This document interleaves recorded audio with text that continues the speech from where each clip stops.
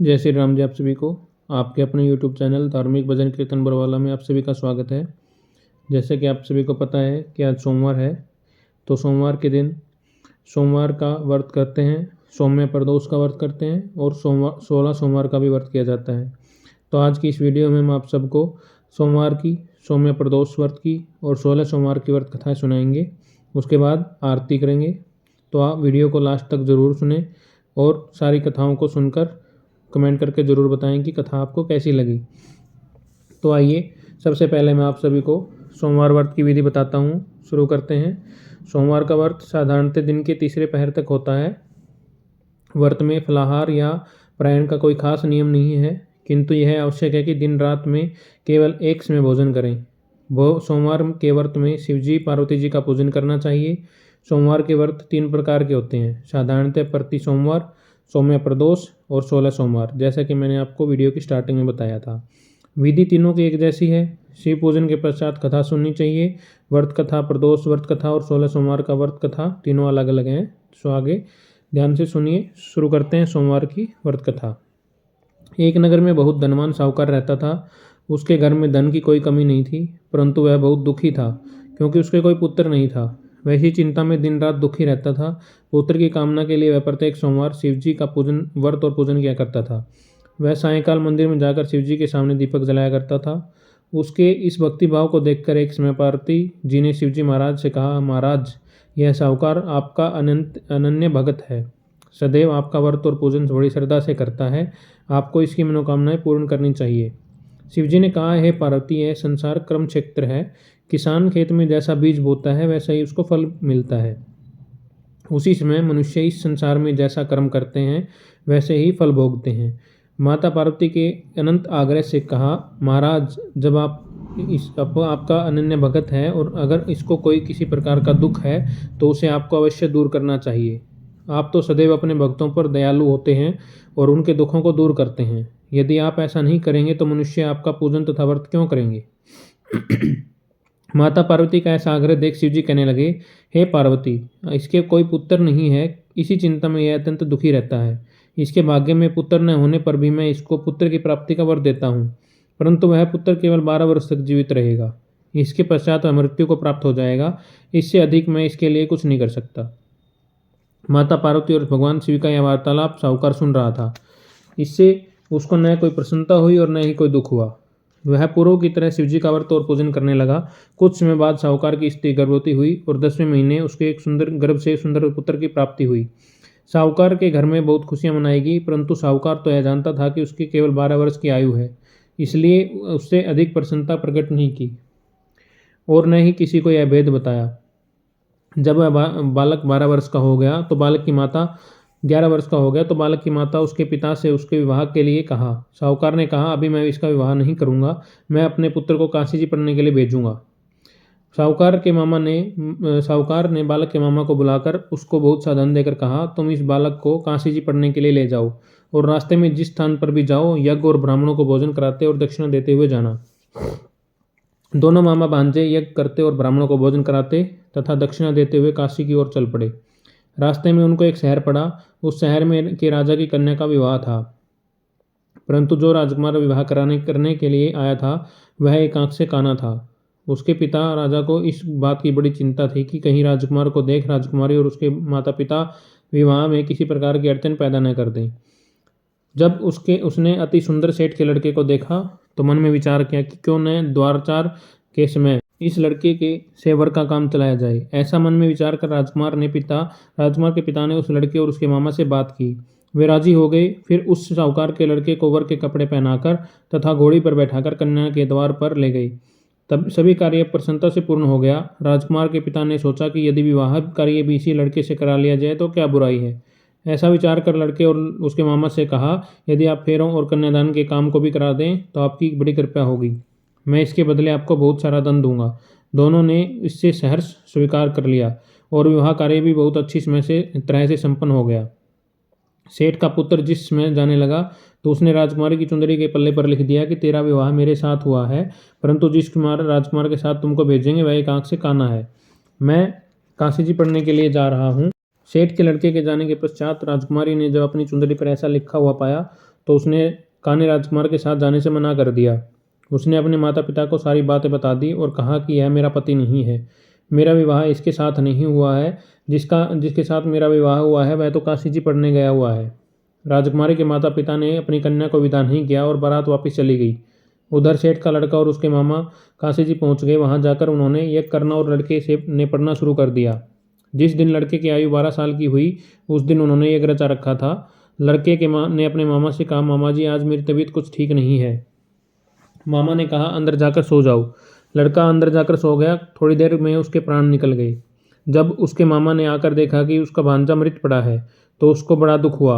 उसने सोचा कि अगर मैं अभी रोना पीटना मचा दूंगा कि यज्ञ का कार्य अधूरा रह जाएगा। अतः उसने जल्दी से यज्ञ का कार्य समाप्त कर ब्राह्मणों के जाने के बाद रोना पीटना शुरू कर दिया।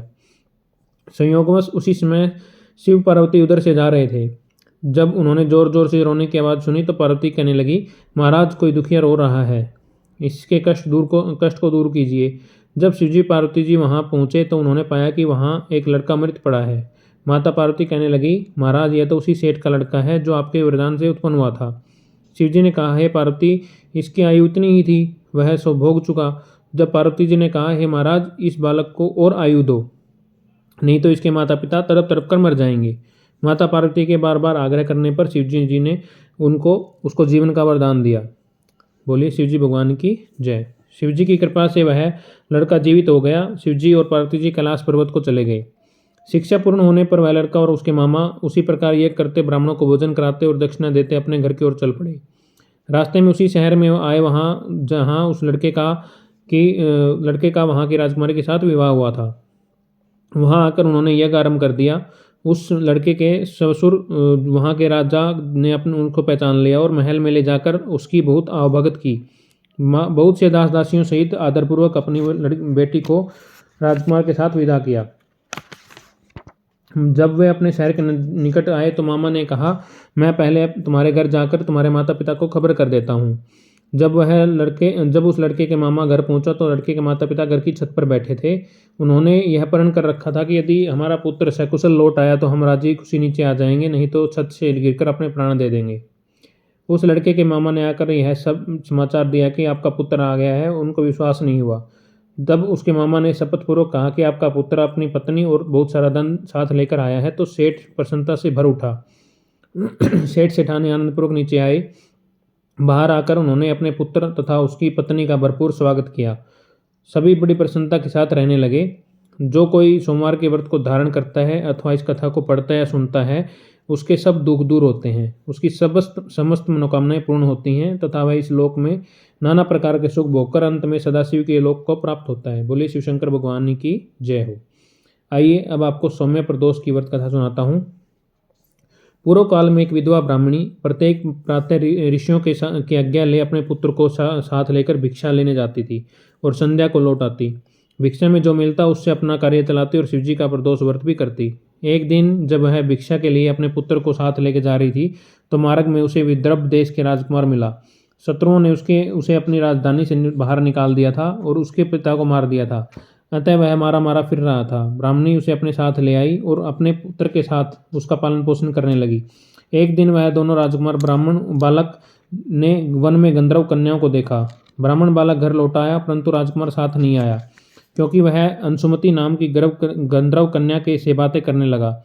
दूसरे दिन वह फिर अपने घर से वहां आया जहां अंशुमति अपने माता पिता के साथ बैठी थी। कुछ दिन पश्चात अंशुमति के माता पिता ने राजकुमार धर्मगुप्त से कहा कि तुम विदर्भ देश के राजकुमार धर्मगुप्त हो। हम श्री शंकर जी की आज्ञा से अपनी पुत्री अंशुमति का विवाह तुम्हारे साथ कर देते हैं। राजकुमार धर्मगुप्त का विवाह अंशुमति के साथ हो गया। बाद में राजकुमार ने गंधर्व राज की सेना की सहायता से विदर्भ देश पर अधिकार कर लिया और ब्राह्मणी के पुत्र को अपना मंत्री बना लिया। यथार्थ में यह सब उस ब्राह्मणी के प्रदोष व्रत का फल था। बस उसी समय से यह प्रदोष व्रत संसार में प्रतिष्ठित हुआ। बोले शंकर भगवान की जय हो। सौम्य प्रदोष व्रत की कथा यहीं पर समापन होती है।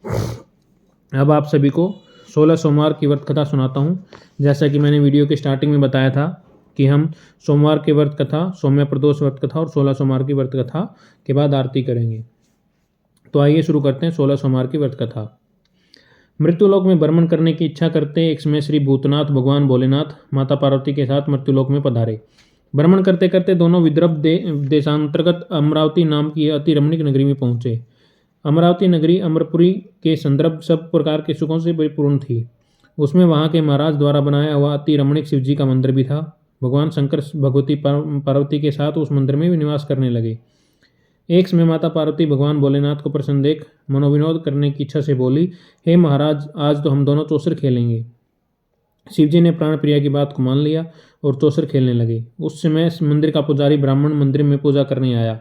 माता पार्वती ने पुजारी से प्रश्न किया कि पुजारी जी बताओ, इस बाजी में हम दोनों में से किसकी जीत होगी। ब्राह्मण बिना विचार किए शीघ्रता से बोल उठा कि महादेव जी की जीत होगी। थोड़ी देर में बाजी समाप्त हो गई और पार्वती जी की विजय हुई। पार्वती जी बहुत क्रोधित हुई और ब्राह्मण को झूठ बोलने के अपराध में के कारण श्राप देने की उद्यत हुई। भोलेनाथ ने माता पार्वती को बहुत समझाया, परंतु उन्होंने ब्राह्मण को कोढ़ी होने का श्राप दे दिया। कुछ समय बाद पार्वती जी के श्रापवश पुजारी के शरीर में कोढ़ पैदा हो गया। वह अनेक प्रकार के दुखी रहने लगा। पुजारी को श्राप कष्ट भोगते हुए बहुत दिन हो गए। तब एक दिन देवलोक की अप्सरा शिवजी की पूजा हेतु उसी मंदिर में पधारी। पुजारी की कोढ़ के कष्ट को देख उसने बड़े दयाभाव से उससे रोगी होने का कारण पूछा। पुजारी ने निसंकोच सारी बातें कह दी। वे अप्सराएं बोली, हे पुजारी, अब तुम अधिक दुखी मत होना, भगवान शिव तुम्हारे कष्ट को दूर कर देंगे। तुम सब व्रतों में श्रेष्ठ षोडश सोमवार का व्रत भक्तिभाव से किया करो। पुजारी ने अप्सराओं से विनम्र भाव से षोडश सोमवार व्रत की विधि पूछी। अप्सरा ने बताया कि सोमवार को भक्ति के साथ व्रत करें, स्वच्छ वस्त्र पहने, संध्या व उपासना के बाद आधा सेर गेहूं का आटा लें, उसमें 3 अंग बनाएं, घी, गुड़, दीप, नैवेद्य, पुंगीफल, बेलपत्र, जनेऊ, जोड़ा, चंदन, अक्षत, पुष्प आदि के साथ प्रदोष काल में भगवान शंकर का विधि से पूजन करें। तत्पश्चात 3 अंगों में से एक शिवजी को अर्पण कर दें, बाकी 2 को शिवजी का प्रसाद समझकर उपस्थित जनों में बांट दें और आप भी प्रसाद पाएं। इस विधि से 16 सोमवार का व्रत करें। 17वें सोमवार को पाव सेर पवित्र गेहूं के आटे की बाटी बनाएं, उसमें घी और गुड़ मिलाकर चूरमा बनाएं, भगवान भोलेनाथ को भोग लगाकर उपस्थित भक्तों में बांटें। उसके पश्चात कुटुंब इस सहित प्रसाद लें और शिवजी की कृपा से उसके सभी मनोरथ पूर्ण हो जाते हैं। ऐसा कहकर अप्सराएं स्वर्ग को चली गई। ब्राह्मण ने यथाविधि 16 सोमवार का व्रत किया और भगवान शिवजी की कृपा से रोगमुक्त होकर आनंद से रहने लगा। कुछ दिन बाद शिवजी और पार्वती जी फिर से उस मंदिर में पधारे। ब्राह्मण को निरोग देख पार्वती जी ने ब्राह्मण से रोगमुक्त होने का उपाय पूछा तो ब्राह्मण ने 16 सोमवार व्रत की कथा सुनाई। पार्वती जी अति प्रसन्न हो ब्राह्मण की व्रत की विधि पूछकर स्वयं व्रत करने को तैयार हो गई। व्रत करने के बाद उनकी मनोकामनाएं पूर्ण हुई और उनके रूठे हुए पुत्र स्वामी कार्तिकेय स्वयं माता के आज्ञाकारी हुए।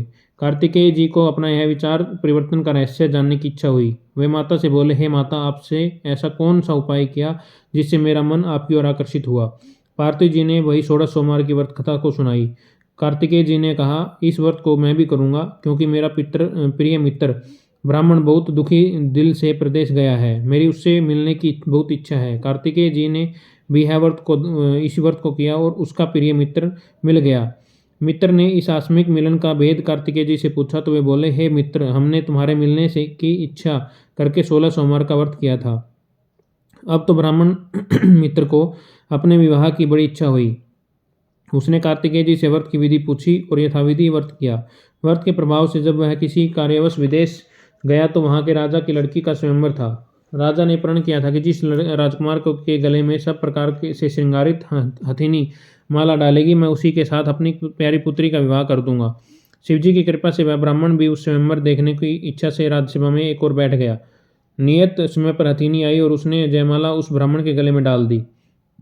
राजा ने अपनी प्रतिज्ञा के अनुसार बड़ी धूमधाम से अपनी कन्या का विवाह उस ब्राह्मण के साथ कर दिया। ब्राह्मण को बहुत सा धन और सम्मान देकर संतुष्टित किया। ब्राह्मण सुंदर राजकन्या पाकर सुख से जीवन व्यतीत करने लगा। एक दिन राजकन्या ने अपने पति से प्रश्न किया कि हे प्राणनाथ, आपने ऐसा कौन सा भारी पुण्य किया था कि जिसके प्रभाव से अथिनी ने सब राजकुमारों को छोड़कर आपको वरण किया। ब्राह्मण बोला कि हे प्राणप्रिय, मैंने अपने मित्र कार्तिकेय जी के कथानुसार 16 सोमवार का व्रत किया था, जिसके प्रभाव से मुझे तुम जैसी रूपमान पत्नी की प्राप्ति हुई। व्रत की महिमा सुनकर राजकन्या को बड़ा आश्चर्य हुआ। वह भी पुत्र की कामना करके व्रत करने लगी। शिवजी की दया से उसके गर्भ से एक सुंदर पुत्र, सुशील, धर्मात्मा और विद्वान पुत्र प्राप्त हुआ। माता पिता दोनों उस देवपुत्र को पाकर अत्यंत प्रसन्न हुए और उसका लालन पालन भली प्रकार से करने लगे। जब पुत्र समझदार हुआ तो एक दिन उसने अपनी माता से प्रश्न किया कि हे माता, तुम कौन सा व्रत एवं तप किया जो मेरे जैसा पुत्र तुम्हारे गर्भ से उत्पन्न हुआ। माता ने 16 सोमवार व्रत की कथा पुत्र को बताई। पुत्र ने जब सब तरह से मनोरथ पूर्ण करने वाले सरल व्रत को सुना तो वह भी राज्याधिकार पाने की इच्छा से हर सोमवार को यथाविधि वह व्रत करने लगा। व्रत शुरू होने के बाद उस देश के वृद्ध राजा के ने दूतों ने आकर उसको राजकन्या के लिए वर्ण किया। राजा ने अपनी पुत्री का विवाह ऐसे सर्वगुण संपन्न ब्राह्मण युवक के साथ करके बड़े सुख प्राप्त किया। वृद्ध राजा ने के दिवंगत हो जाने के बाद इसी ब्राह्मण युवक को सिंहासन पर बैठाया गया, क्योंकि दिवंगत राजा के कोई पुत्र नहीं था। राज्य का उत्तराधिकारी होकर भी वह ब्राह्मण पुत्र 16 सोमवार का व्रत करता रहा। जब 17वां सोमवार आया तो विप्र पुत्र ने अपनी प्रियतमा से पूजन सामग्री लेकर शिव पूजा के लिए शिवालय में चलने को कहा, परंतु उसकी पत्नी ने उसकी आज्ञा की परवाह नहीं की। दास दासियों द्वारा सब सामग्रियां शिवालय भिजवा दी, परंतु आप नहीं गई। जब राजा ने शिवजी का व्रत पूजन समाप्त किया तब आकाशवाणी हुई, हे राजा, अपनी इस रानी को राजमहल से निकाल दे, नहीं तो यह तेरा सर्वनाश कर देगी। आकाशवाणी सुनकर राजा ने के आश्चर्य का ठिकाना नहीं रहा। उसने मंत्रांगण में आकर अपने सभासदों को बुलाकर पूछा, हे मंत्रियों, मुझे आज शिवजी की आकाशवाणी हुई कि राजा तू अपनी इस रानी को निकाल दे, नहीं तो यह तेरा सर्वनाश कर देगी। राज्य में मंत्री और सभासद आदि सब इसमें और दुख में डूब गए, क्योंकि जिस कन्या के कारण राज्य मिला वह राजा उसी को निकालने का जाल रच रहा है, यह कैसे हो सकेगा।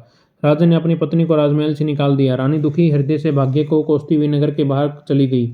बिना पद त्राण, फटे हुए वस्त्र, भूख से दुखी हो धीरे धीरे चलकर वह ग्राम में पहुंची। वहां एक बुढ़िया सूत काटकर बेचने जाती थी। रानी की करुण दशा देखकर बोले कि चल तू मेरा सूत बिकवा दे, मैं वृद्ध हूँ और भाव नहीं जानती हूँ। यह बात सुनकर रानी ने बुढ़िया के सिर से सूत की गठरी उतारकर अपने सिर पर रख ली। थोड़ी देर बाद आंधी आई और बुढ़िया का सूत पोटली सहित उड़ गया। बेचारी बुढ़िया पछताती रह गई और रानी को अपने से दूर करने रहने को कहा। उसके बाद रानी एक तेली के घर गई तो शिवजी के प्रकोप के कारण तेली के सब मटके उसी क्षण चटक गए। तेली ने भी रानी को अपने घर से निकाल दिया। अत्यंत दुख पाती हुई रानी एक नदी के तट पर गई तो नदी का समस्त जल सूख गया। तत्पश्चात रानी एक वन में गई, वहां सरोवर में पानी पीने गई। उसके हाथ का स्पर्श होते ही सरोवर का जल नीलकमल के समान जल असंख्य कीड़ामय होकर गंदा हो गया। रानी ने भाग्य पर दोषारोपण करते हुए उस जल को पीकर पेड़ की शीतल छाया में विश्राम करना चाहा, परंतु रानी जिस पेड़ के नीचे जाती उस पेड़ के पत्ते तत्काल टूटकर गिर जाते। वन सरोवर जल की ऐसी दशा देख गौ चराते ग्वालों ने अपने गोसाई जी से, जो उस जंगल में स्थित मंदिर के पुजारी थे, यह बात बताई। गोसाई जी के आदेशानुसार ग्वाले रानी को पकड़कर गोसाई जी के पास लाए। रानी की मुख कांति और शरीर शोभा देख गोसाई जी जान गए कि यह अवश्य ही कोई विधि की गति की मारी कुलीन स्त्री है। पुजारी ने रानी से कहा कि पुत्री, मैं तुमको अपनी पुत्री के समान रखूंगा, तुम मेरे आश्रम में ही रहो, मैं तुमको अपनी किसी प्रकार का कष्ट नहीं दूंगा। गोसाई जी के वचन सुनकर रानी को धीरज हुआ, वह आश्रम में रहने लगी। रानी जो भोजन बनाती उसमें कीड़े पड़ जाते, जल भरकर लाती तो उसमें भी कीड़े पड़ जाते। रानी की ऐसी दशा देख गोसाई जी भी बहुत दुखी हुए और रानी से बोले, हे बेटी, तुम्हारे ऊपर कौन सी देवता का कोप है जिससे तुम्हारी ऐसी दशा हुई। पुजारी की बात सुनकर रानी ने शिवजी के पूजन का बहिष्कार करने की बात बताई तो पुजारी शिवजी महाराज की अनेक प्रकार की स्तुति करते हुए रानी से बोले कि हे पुत्री, तुम सब मनोरथ पूर्ण करने वाले 16 सोमवार का व्रत करो, उसके प्रभाव से तुम्हारे सब कष्ट से दूर हो जाएंगे और तुम कष्ट मुक्त हो जाओगी। गोसाई जी की बात सुनकर रानी ने 16 सोमवार का व्रत किया। 17वें सोमवार को विधि विधान सहित पूजन किया। उस पूजन के प्रभाव से राजा के हृदय में विचार उत्पन्न हुआ कि रानी को गए बहुत समय व्यतीत हो गया, न जाने कहाँ कहाँ भटकती होगी, उसे ढूंढना चाहिए। यह सोच रानी को तलाश करने के लिए राजा ने चारों दिशाओं में दूत भेजे। वे दूत रानी को ढूंढते हुए पुजारी के आश्रम में पहुंचे। वहां रानी को पाकर पुजारी से रानी को अपने साथ लेकर जाने का आग्रह करने लगे, परंतु पुजारी ने मना कर दिया। दूत चुपचाप लौट आए और महाराज को रानी का पता बतलाया। रानी का पता पाकर राजा स्वयं पुजारी के आश्रम में गए और पुजारी से कहा, महाराज, जो देवी आपके आश्रम में रहती है वह मेरी पत्नी है। शिवजी के कोप से इसे मैंने इसको त्याग दिया था, अब इस पर से शिवजी का प्रकोप शांत हो गया है, इसलिए मैं इसे लेने आया हूँ। आप इसको मेरे साथ जाने की आज्ञा दे दीजिए। गोसाई जी ने राजा के वचन को सत्य समझकर रानी को राजा के साथ जाने की अनुमति दे दी। गोसाई की आज्ञा पाकर रानी प्रसन्न होकर राजा के साथ महल में आई। नगरवासियों ने नगर द्वार तथा नगर को तोरण एवं बंधनवारों से विविध विधि से सजवाया। घर घर में मंगल गान होने लगे। पंडितों ने विविध मंत्रों से उच्चारण कर अपनी राजरानी का स्वागत किया। ऐसी अवस्था में रानी ने तुरंत पुनः अपनी राजधानी में प्रवेश किया। महाराज ने ब्राह्मणों को अनेक तरह से दान आदि देकर संतुष्ट किया। याचकों को धन धान्य दिया। नगरी में स्थान स्थान पर सदाव्रत खुलवाए, जहाँ भूखों को भोजन मिलता था। इस प्रकार से राजा शिवजी की कृपा का पात्र हो राजधानी में रानी के साथ अनेक तरह से सुखों का भोग करता हुआ 16 सोमवार का व्रत करने लगा। विधिवत शिवजी पूजन करते हुए इस लोक में अनेक सुखों को भोगने के पश्चात दोनों शिवपुरी को पधारे। बोले श्री शंकर भगवान की जय हो। जो मनुष्य मनसा वाचा कर्मणा भक्ति सहित 16 सोमवार का व्रत एवं पूजन इत्यादि विधिवत करता है, वह इस लोक में समस्त सुखों को भोगकर अंत में शिवपुरी को प्राप्त होता है। यह सब व्रत सब मनोरथ को पूर्ण करने वाला है। बोले श्री शंकर भगवान की जय हो।